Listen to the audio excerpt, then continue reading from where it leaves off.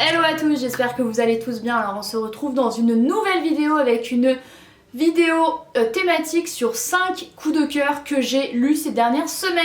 Du coup j'ai réuni 5 lectures que j'ai faites entre février et là mars à peu près, que j'ai vraiment beaucoup aimé et que j'avais vraiment envie de partager avec vous, histoire que dans cette vidéo vous retrouviez vraiment 5 de mes coups de cœur, bon qui valent ce qu'ils valent, enfin je veux dire chacun ses goûts, mais en tout cas voilà, ce sont des romans que je peux que vivement conseiller à mes proches et à vous également.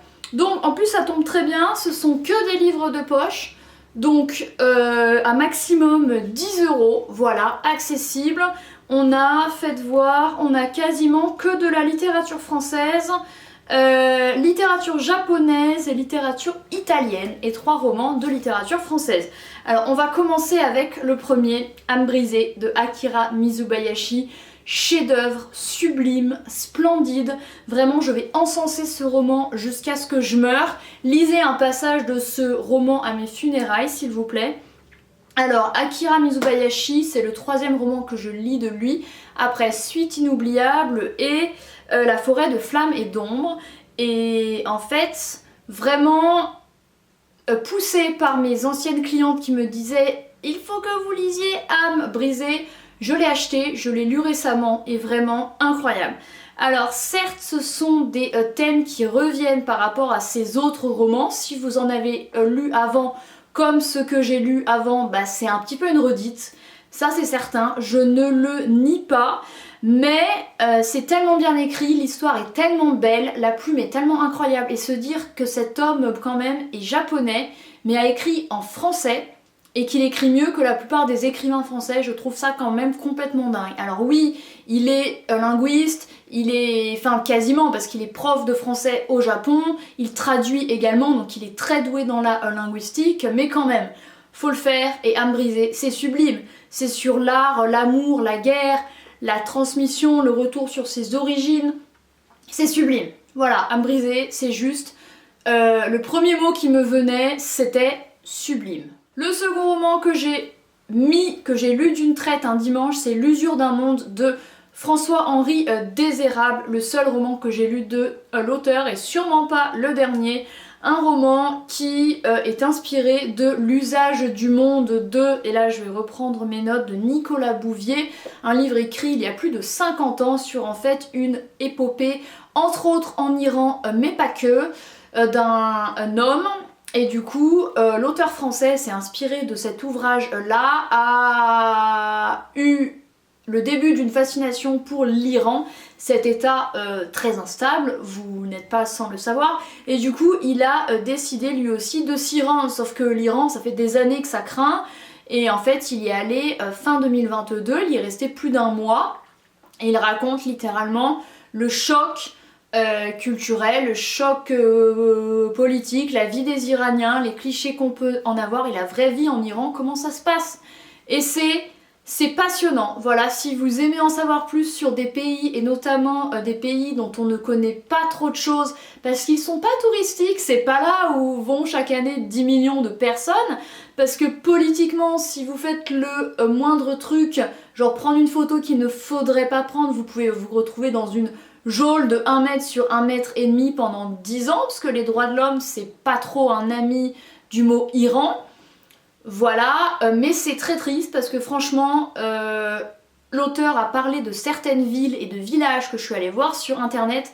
C'est sublime, c'est l'ancienne Perse, Persépolis, le royaume de Perse, enfin c'est absolument sublime et c'est tellement dommage de se dire que ce pays est toujours hyper instable, que toujours il n'y a pas de droit pour les hommes et encore moins pour les femmes.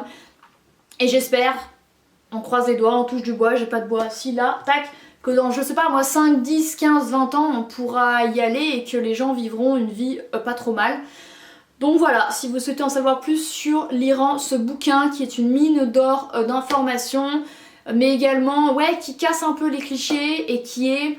Le mot que je donnerais à ce roman, c'est fondamentalement intéressant et qui casse un peu les clichés. Le 3e livre que j'ai mis, c'est Profession romancier de Haruki Murakami, son seul roman autobiographique, je crois, du moins le seul que j'ai lu. Le romancier qui a maintenant, je crois qu'il a 77 ans, qui va théoriquement sortir un nouveau livre en japonais là cet été, j'espère bien, ensuite traduit en anglais et ensuite en français, qui est également traducteur de l'anglais vers le japonais. Et ben en fait, il raconte un petit peu sa vie et son métier d'écrivain à plein temps depuis 40 ans, comment il est devenu écrivain, son parcours, où il a vécu, parce qu'on apprend également qu'il a vécu dans plusieurs pays européens, comment il est entré sur le marché américain de l'édition avec ses romans qui ont été traduits à partir à peu près de ses 40 ans. Bref, c'est passionnant, évidemment si vous aimez Murakami, ça le sera beaucoup moins si vous ne savez d'une ne pas qui c'est et de deux que vous le trouvez nul. Forcément, il y aura moins d'affect. Je crois que je l'ai lu quasiment d'une traite, celui-ci, je l'ai trouvé hyper intéressant.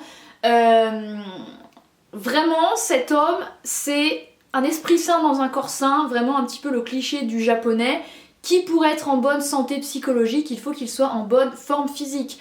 Il a un rythme hyper carré, il fait du sport, il fait des marathons, il mange bien, bref, c'est trop intéressant. Et je dirais que c'est intelligent, je ne sais pas. Le troisième et avant-dernier que j'ai mis, c'est le génial Mon mari de Maud Ventura. Je l'ai mis en coup de cœur parce que c'est même pas une histoire d'amour à proprement dite. En plus, moi, les histoires d'amour, c'est pas mon truc. Mais c'est réellement la vie sur une semaine seulement, et ça j'ai beaucoup aimé, d'une femme qui est follement amoureuse de son mari qui ne lui rend pas tellement l'appareil. Son univers, sa vie tout entière tourne autour de lui.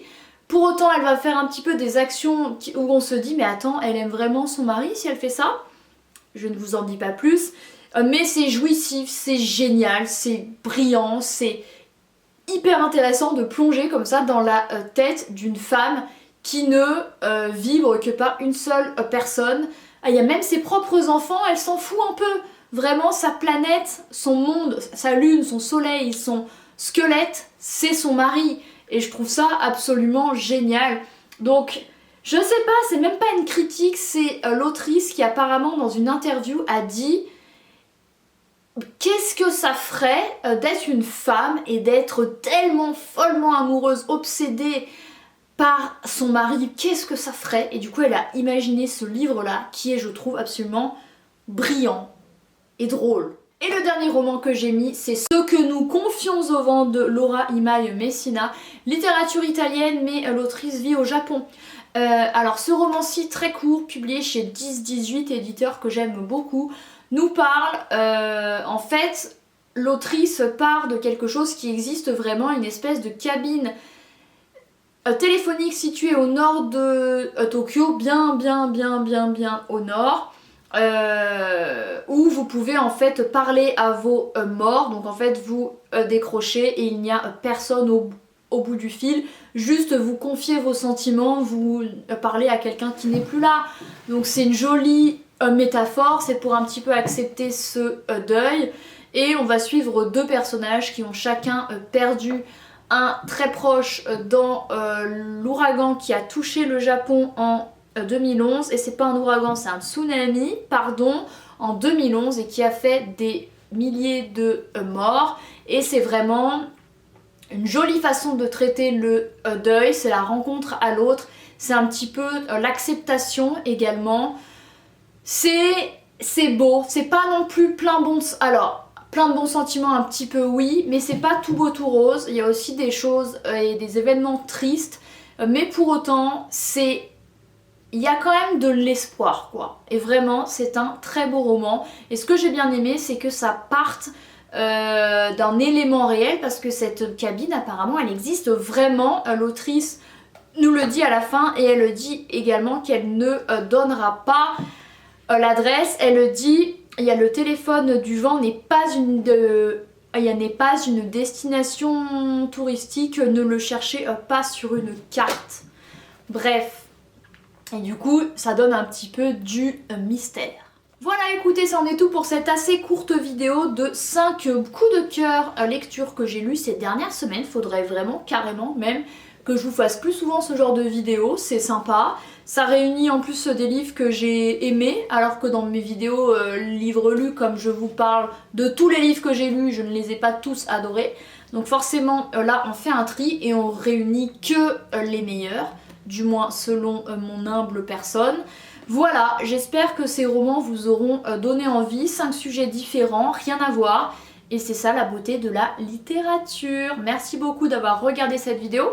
J'espère qu'elle vous a plu. Comme d'habitude, il y aura les liens dans la barre d'infos de chaque titre dont je vous ai parlé ici. Et n'hésitez pas également à me suivre sur Instagram. Et moi, je vous retrouve très bientôt dans une prochaine vidéo. Bye!